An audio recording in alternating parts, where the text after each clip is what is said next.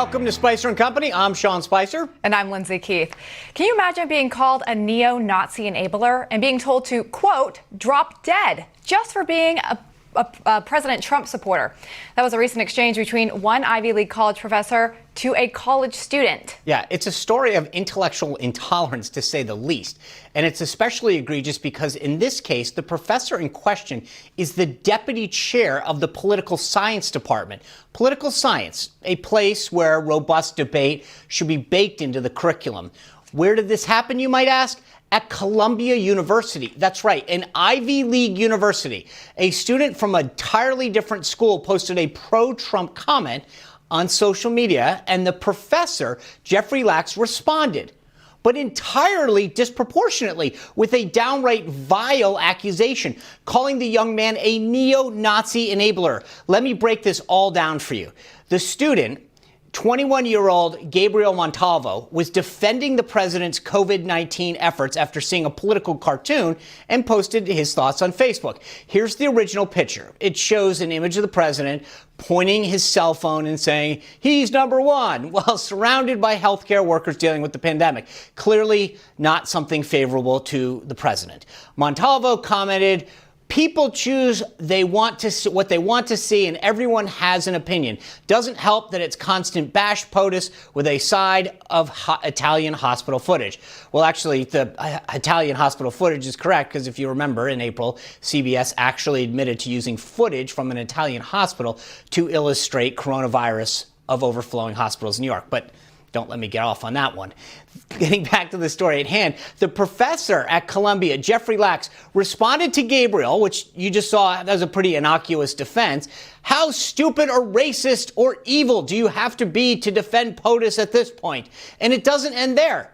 The professor goes on to write, are you claiming Trump didn't lie and cover up? You're claiming Pelosi ended some policies of Trump as opposed to ripping up his racist BS speech. Why don't you just drop dead, you neo-Nazi enabler? Oh, my God. That's seriously a professor, the deputy chair of the political science, reporting back to a student.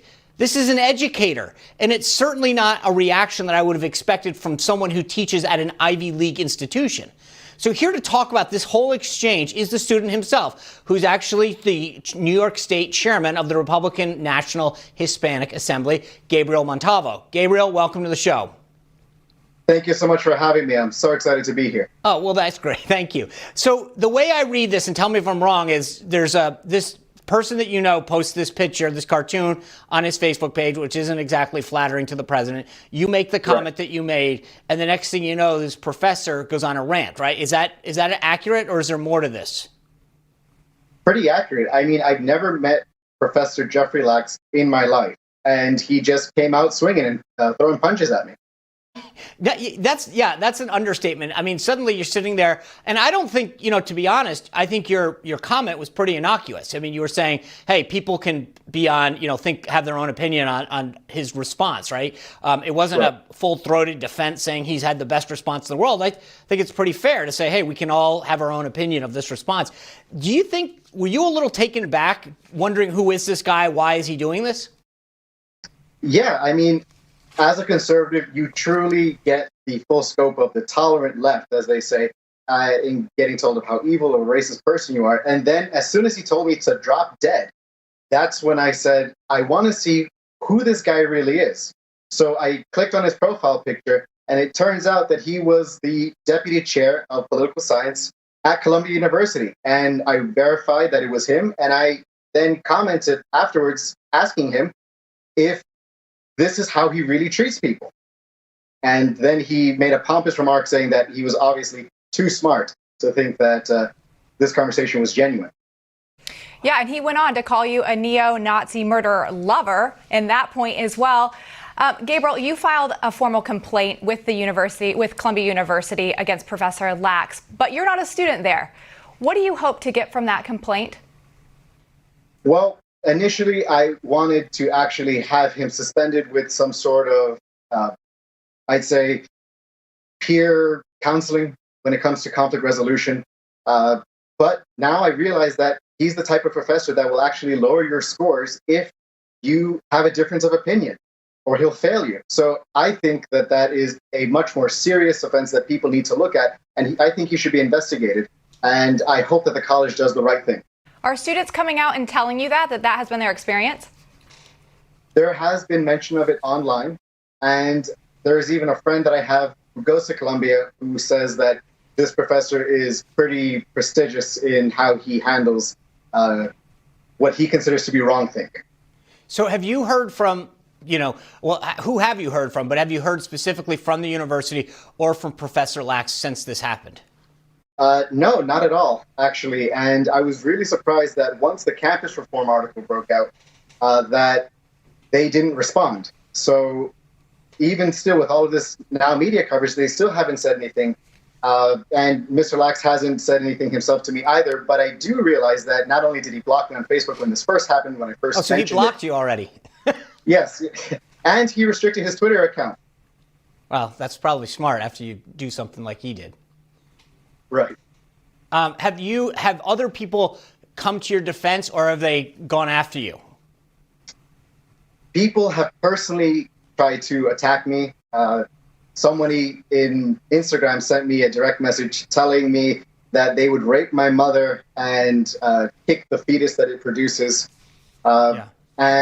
But I would have to say I've had a lot more support. I mean, what really spread awareness, aside from the campus reform article, would be Brandon Strzok from the Walkaway campaign. He was the first one to really tweet this out. Well, thank you for sharing your story with you. I wish you the best of luck, and I hope that nothing ill comes of this. Thank you so much. You bet. Well, Sean, it's just amazing to hear this story, and you see what can happen on social media because someone, it gives you a platform to say these ridiculous things, but specifically an Ivy League professor. I mean, this is really shocking. He was very calm about it almost, but it's shocking. Yeah, I mean, the funny thing is that I always have to look at it this way, but if the shoe had been on the other foot and somebody had gone after somebody on the left, there would have been outrage over this. The media would have been covering it. The professor would have been suspended.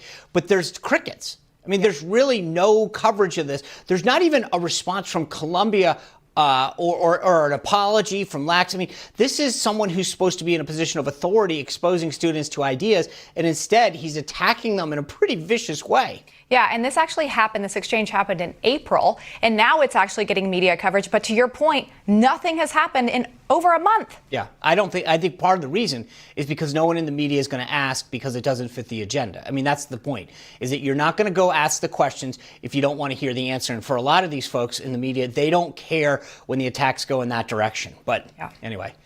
All right, when we return, we're going to be joined by our company, which happens to include a Columbia University graduate. We're going to ask him about this controversy, and later, you may know him as a country music star, but John Rich also owns a restaurant that just reopened this weekend. He'll tell us how he's managing his business with new government restrictions. Also later, we're breaking down President Obama's insults of President Trump that some on the left are calling memorable moments. Stick around.